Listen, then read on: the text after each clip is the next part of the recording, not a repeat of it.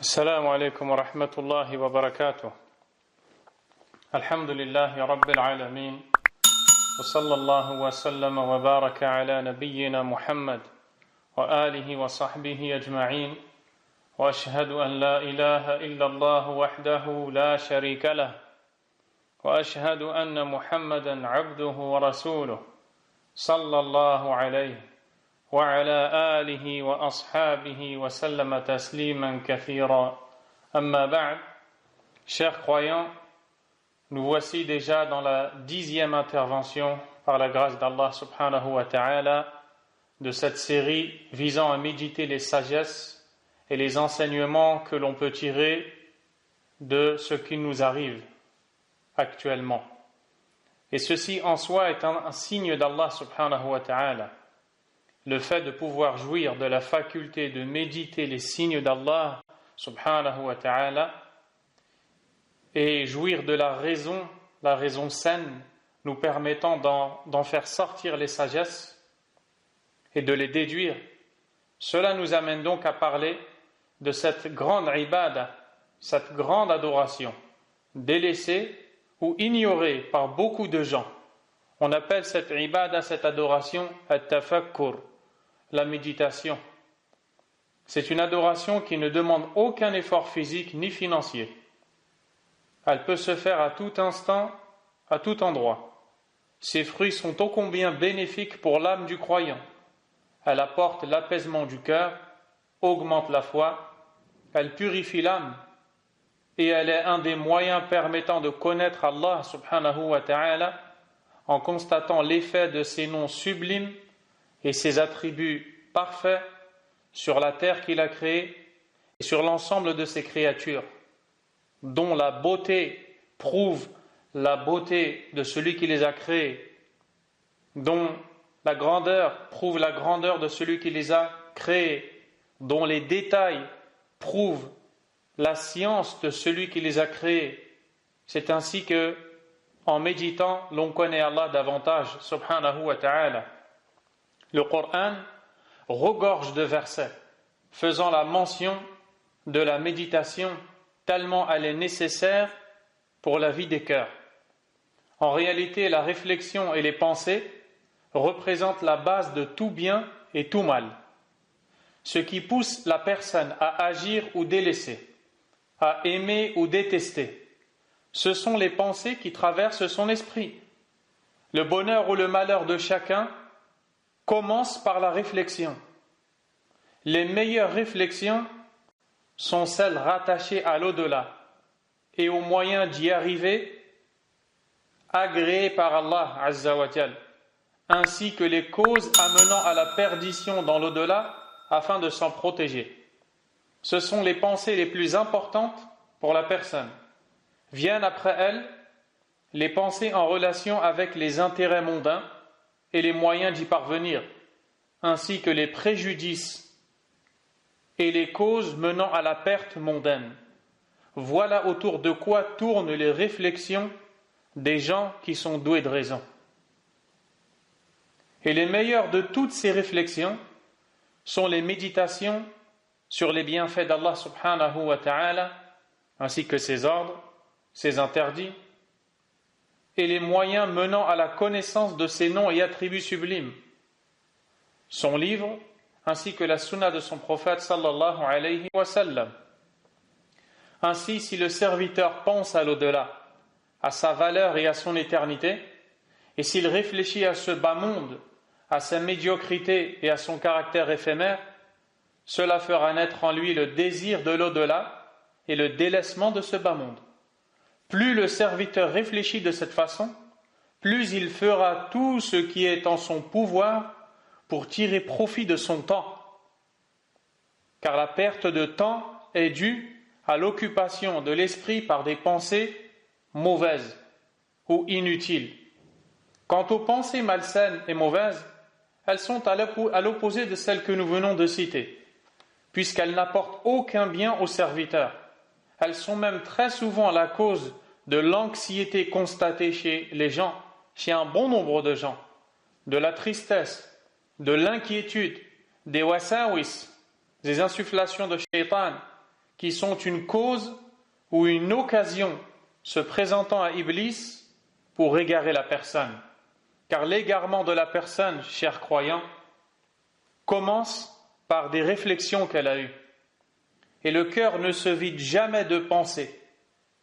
Mais la personne choisit ce à quoi elle voudra penser. Et dans ce domaine, certains sont privés d'un énorme bien à cause de la barrière de l'insouciance et l'importance excessive accordée à cette dunya et ses plaisirs éphémères. D'autres se sont vus honorés par leur Seigneur qui leur a donné une énorme part. Et ceci est sa grâce, il en fait don à qui il veut. Subhanahu wa ta'ala.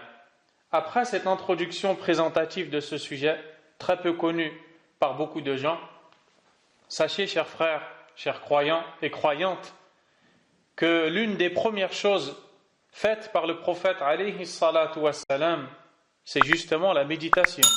Ceci avant même qu'il ne soit déclaré prophète et que ne vienne à lui Jibril alayhi salam pour lui révéler les premiers versets du Coran. D'après Aïcha, la mère des croyants, radiyallahu anha, قالت أول ما بدأ به رسول الله صلى الله عليه وسلم من الوحي الرؤيا الصالحة في النوم فكان لا يرى رؤيا إلا جاءت مثل فلق الصبح ثم حبب إليه الخلاء فكان يخلو بغار حراء يتحنث فيه وهو التعبد. Aïcha, qu'Allah l'agrée, nous dit: la première chose qui venait au prophète sallallahu alayhi wa sallam dans la révélation, ce sont des rêves pieux qu'il faisait pendant son sommeil. Il ne voyait aucune chose en ce sens sans qu'elle ne se produise comme l'éclat de l'aube naissante.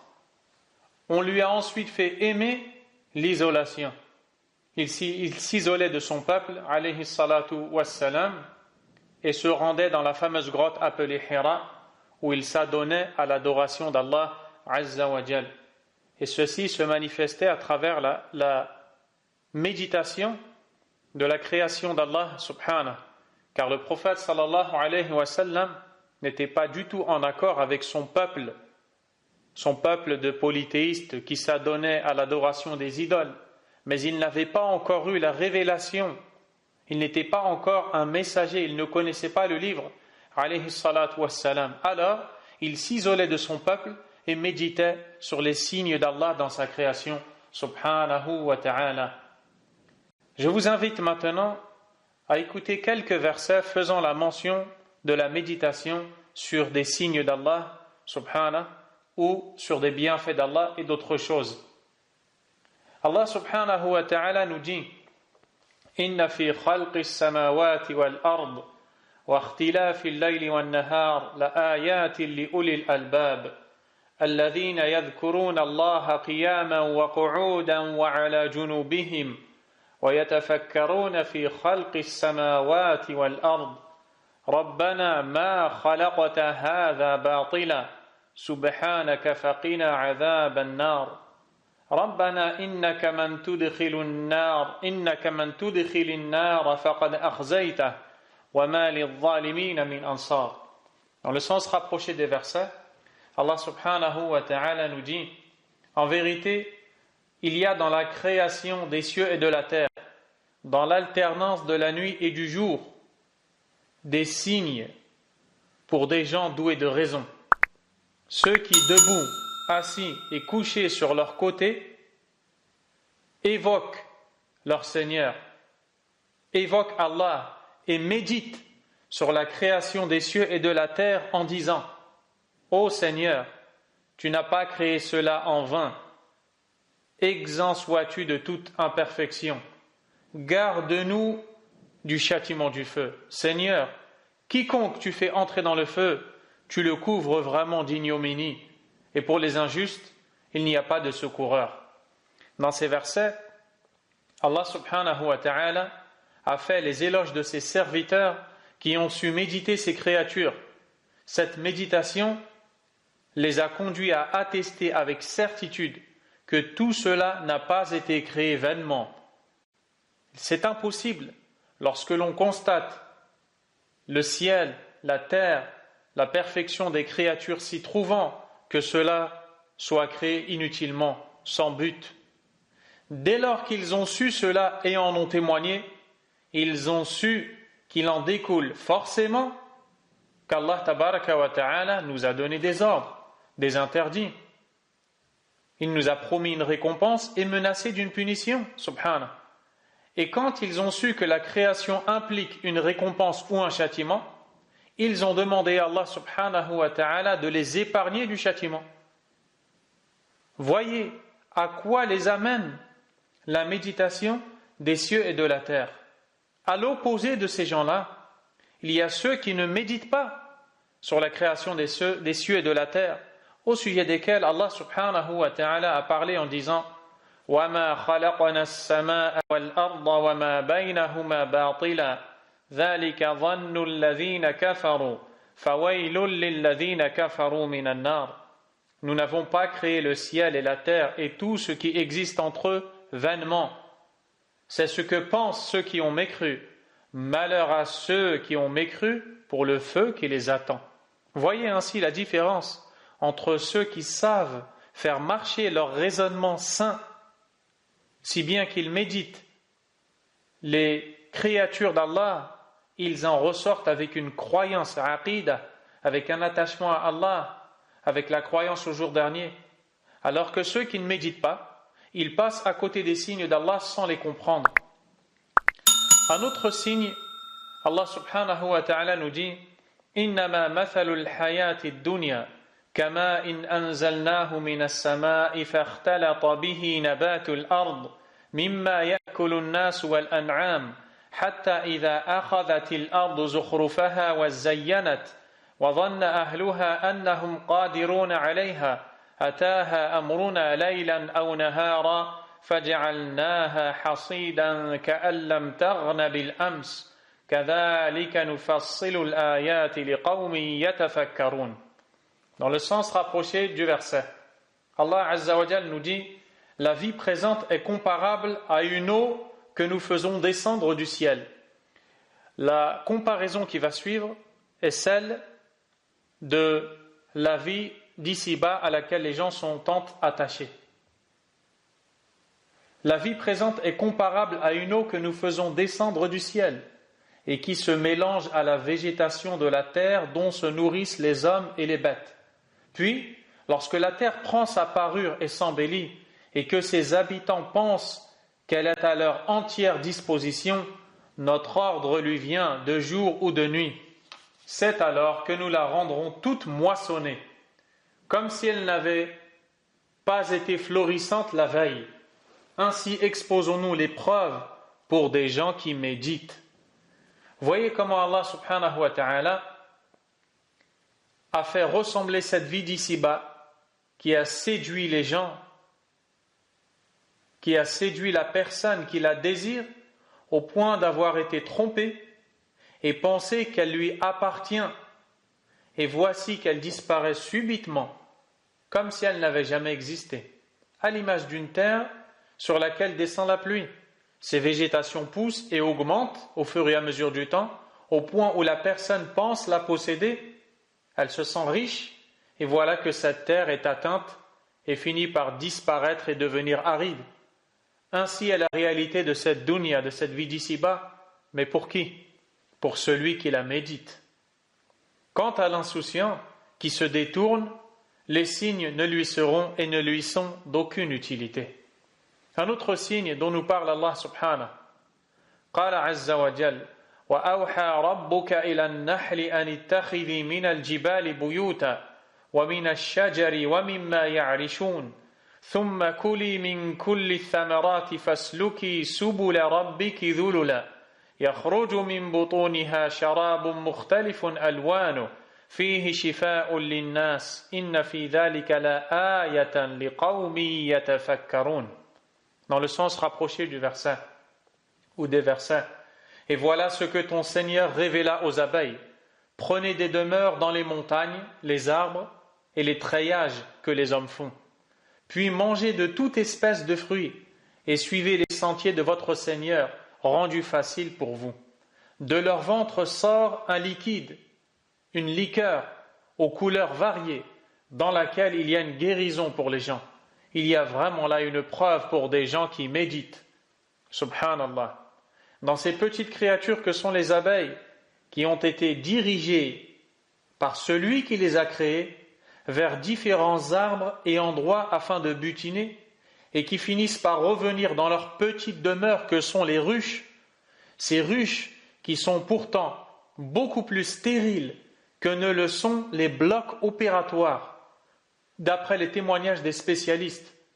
Un délicieux liquide sort de leur ventre, le miel, ayant différentes couleurs, différents goûts, en fonction du climat et de l'endroit où elle se trouve. Ce précieux liquide, le miel, contient une guérison contre un grand nombre de maladies. Voici là une preuve de la perfection du Créateur, Azza wa Jal, et du soin qu'il prend de ses serviteurs.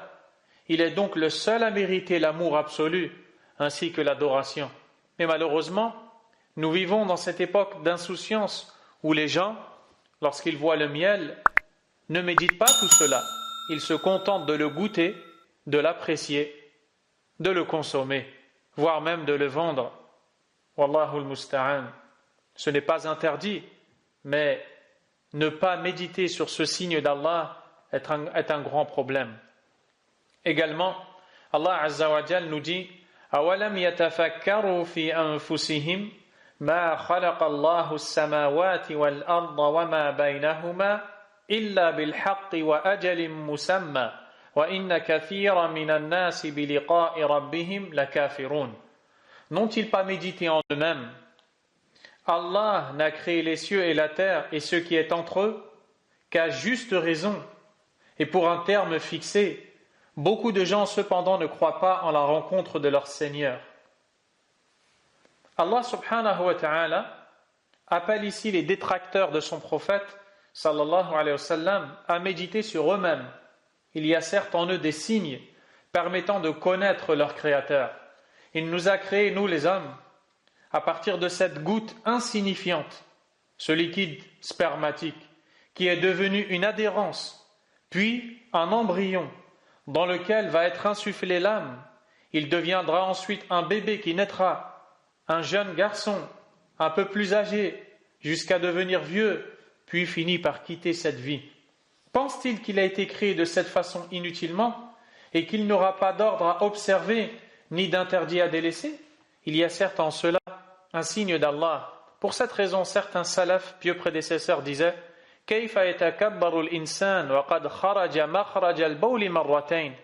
Comment l'homme peut-il s'enorgueillir, s'enfler d'orgueil, alors qu'il est sorti à 2 reprises de l'orifice par lequel sortent les urines? Ceci lorsqu'il était une goutte sortie de l'orifice de son père pour gagner l'utérus de la mère et en sortir lors de l'accouchement. Allah subhanahu wa ta'ala nous appelle aussi à méditer un autre de ces signes.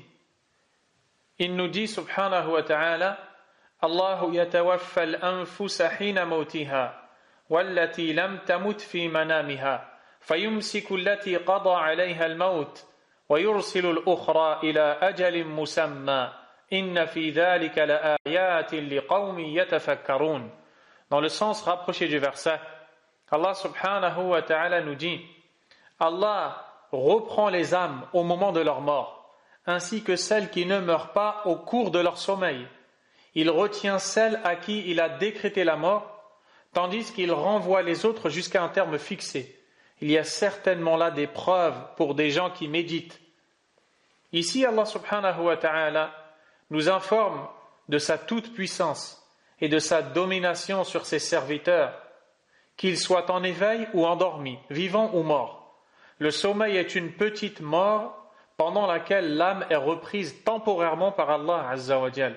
S'il en décide autrement, il ne rend pas son âme au corps, et c'est alors que la vraie mort arrivera à ce corps.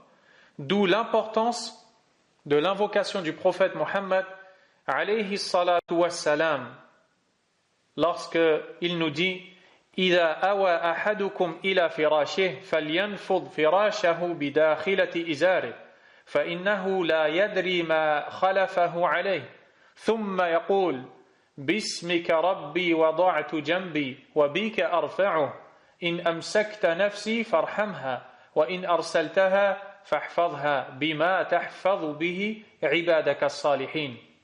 Le prophète sallallahu alayhi wa sallam a dit aux compagnons radiyallahu anhum, quand l'un d'entre vous va prendre sa couche, qu'il passe l'intérieur de son izar.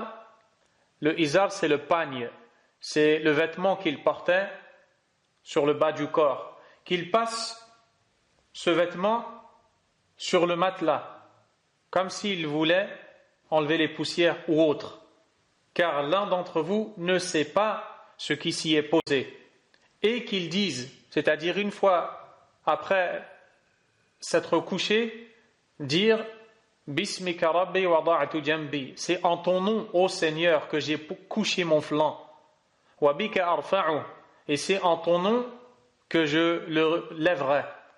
In amsakta nafsi farhamha, si tu retiens mon âme, alors fais-lui miséricorde. Wa in arsaltaha, et si tu la relâches, fahfadha, protège-la, bima tahfadhu bihi ibadaka salihin, par ce par quoi tu préserves tes serviteurs vertueux.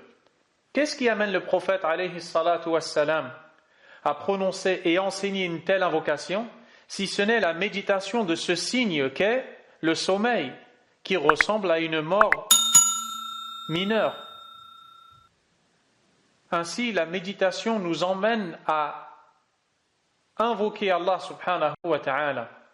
Également, Allah tabaraka wa ta'ala a dit لو أنزلنا هذا القرآن على جبل لرأيته خاشعا متصدعا من خشية الله وتلك الأمثال نضربها للناس لعلهم يتفكرون. Dans le sens du verset, si nous avions fait descendre ce Coran sur une montagne, tu l'aurais vu s'humilier et se fendre par crainte d'Allah.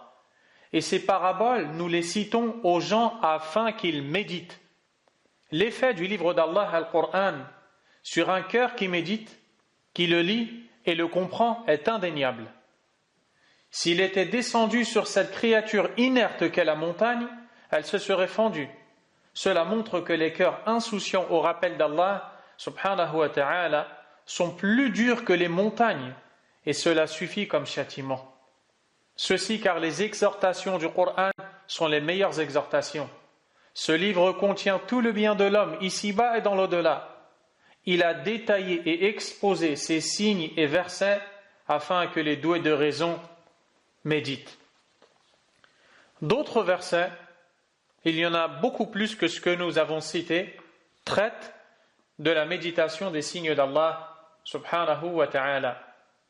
Si l'on passait maintenant au hadith du prophète sallallahu alayhi wa sallam, eh bien, d'après Abdullah ibn Abbas, qu'Allah l'agrée ainsi que son père, il dit Bittu inda khalati maymuna فتحدث رسول الله صلى الله عليه وسلم مع أهله ساعة ثم رقد فلما كان ثلث الليل الآخر قعد فنظر إلى السماء فقال إن في خلق السماوات والأرض واختلاف الليل والنهار لآيات لأولي الألباب ثم قام فتوضأ واستنى فصلى 11 ركعة ثم أذن بلال فصلى ركعتين ثم خرج فصلى الصبح. Dans ce récit, Abdullah ibn Abbas, qu'Allah l'agrée, nous enseigne qu'il passa la nuit auprès de sa tante Maïmouna, une épouse du prophète sallallahu alayhi wa sallam. Le prophète sallallahu alayhi wa sallam, au cours de cette nuit, discuta avec son épouse un instant, un moment, après lequel il s'endormit.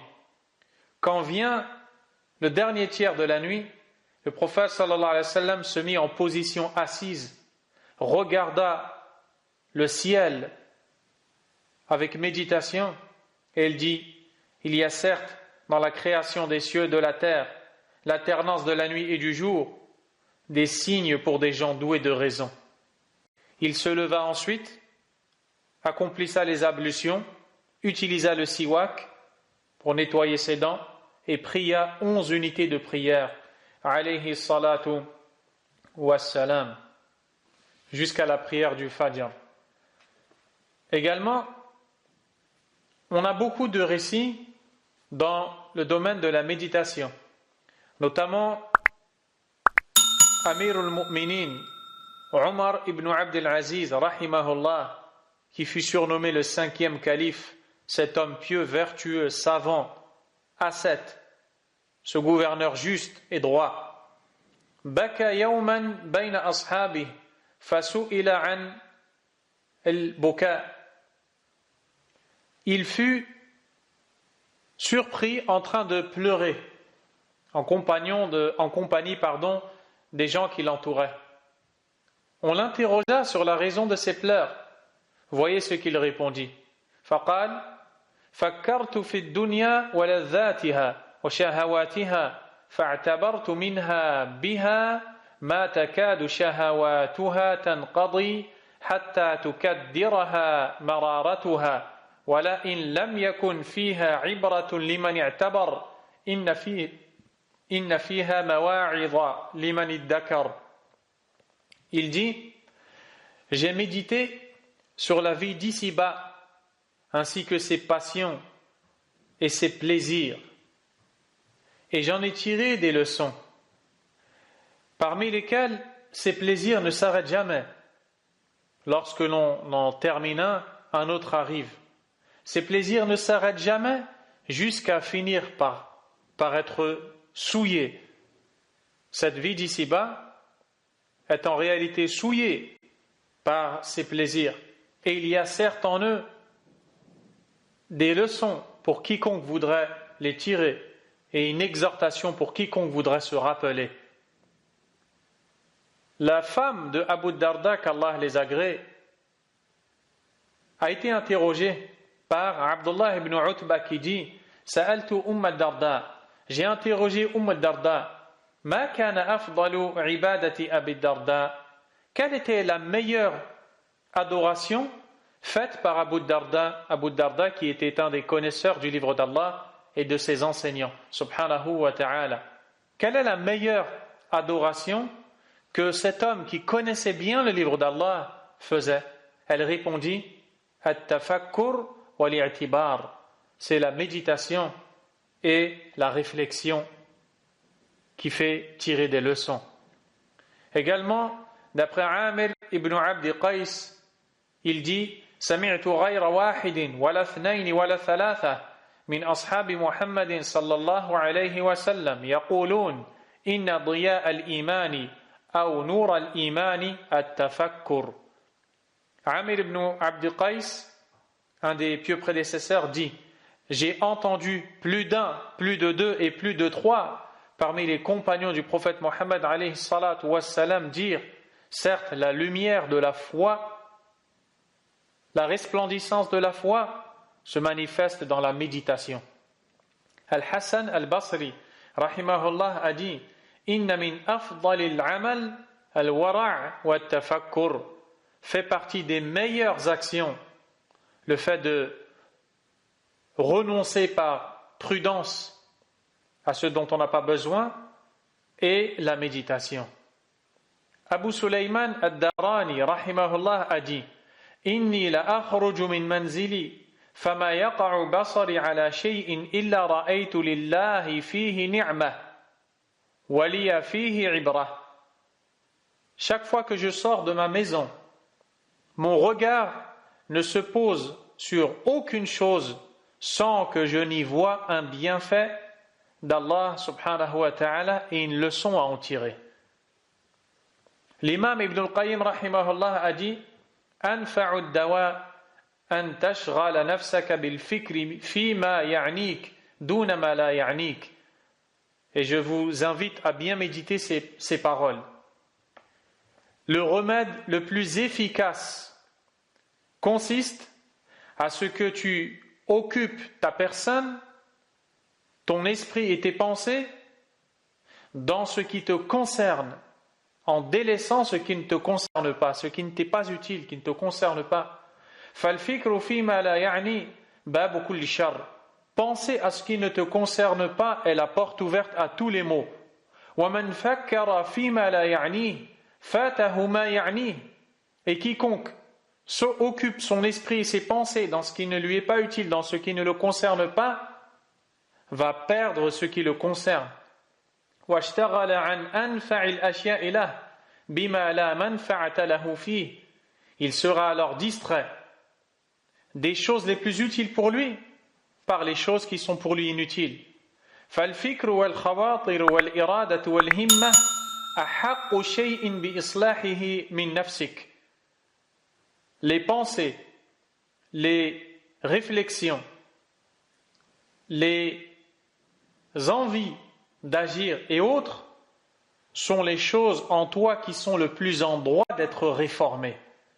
فإن هذه خاصتك وحقيقتك التي لا تبتعد أو تقترب من إلهك ومعبودك الذي لا سعادة لك إلا في قربه ورضاه عنك إلا بها وكل الشقاء في بعدك عنه وسخطه عليك ومن كان في خواطره ومجالات فكره دنيئا خسيسا لم يكن في سائر أمره إلا كذلك.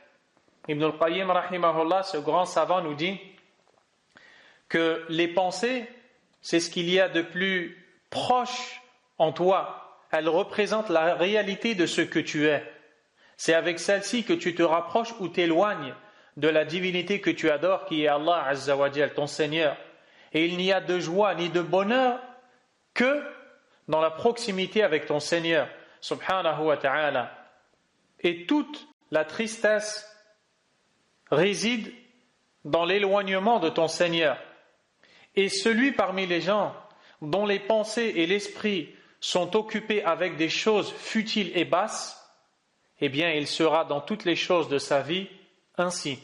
Il sera bas et fera ce qui est futile. Qu'Allah nous en préserve. Ainsi, la méditation est une grande adoration. Elle renferme plein de sagesse et beaucoup d'intérêts, parmi lesquels la méditation est une voie qui amène et conduit à l'agrément d'Allah et à son amour. Subhanah. Quand la personne médite sur ce qu'elle voit dans sa vie, sur les bienfaits par lesquels elle s'est vue honorée par Allah, cela suscite dans son cœur l'amour pour Allah subhanahu, le bienfaiteur. Également, la méditation détend et apaise les cœurs et épanouit la poitrine de la personne.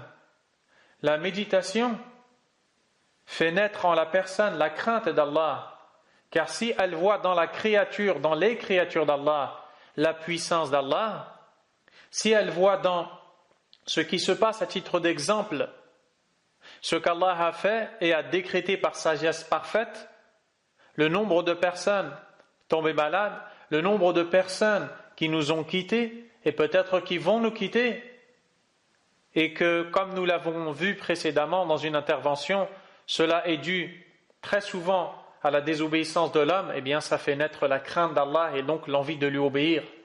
La méditation amène à la personne la vie de son cœur et la sagesse.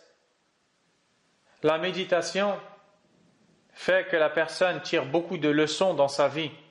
La méditation renforce l'esprit et le raisonnement de la personne. Ainsi, la personne devient quelqu'un de vif, quelqu'un à l'esprit vif, qui comprend rapidement et qui est intelligent. Ainsi, chers croyants et croyantes, s'achève cette intervention certes, mais aussi cette série d'interventions qui portait sur ce que nous avons appris de ce virus. Et l'on pourrait s'étaler, mais le but n'était pas de dépasser 10 interventions, le but a été atteint, et j'espère qu'à travers cela, on saura tirer profit et que ces interventions ont été pour nous et pour vous des plus bénéfiques. J'espère que ce travail a été dédié et voué à Allah seul et sans associer uniquement, et qu'il sera la cause du pardon des nombreux péchés et défauts de celui qui s'adresse à vous, ainsi que de ceux qui l'ont écouté. Wallahu al-musta'an wa astaghfirullah wa atubu ilayh. Cette série d'interventions, certes, s'arrête, mais les interventions, elles, vont continuer. Dès demain, Inch'Allah ta'ala, nous continuerons sur l'étude d'un épître, d'un écrit, bref et concis, mais très riche dans ce qu'il contient, car il traite de la manière d'accéder à la joie dans la vie. Il est intitulé Al-Wasa'il al-Mufida lil-Hayat al-Sa'ida, les moyens utiles pour une vie heureuse. Je vous présenterai cet écrit, Inch'Allah, demain. Nas'alullah tabaraka wa ta'ala an yaghfira lana, qu'Allah fasse miséricorde à nous tous et qu'il guérisse nos frères, nos sœurs touchés par cette maladie, qu'il fasse miséricorde à ceux parmi eux et elles qui sont décédés, tels que le beau-père du frère Abu Bakr, rahimahullah, rahmah wasi'a. Qu'Allah nous pardonne. Jazakumullahu khayran. Wallahu a'lam wa sallallahu wa sallama wa baraka ala nabiyyina Muhammad wa ala alihi wa ashabihi ajma'in. سبحانك اللهم وبحمدك أشهد أن لا إله إلا أنت أستغفرك وأتوب إليك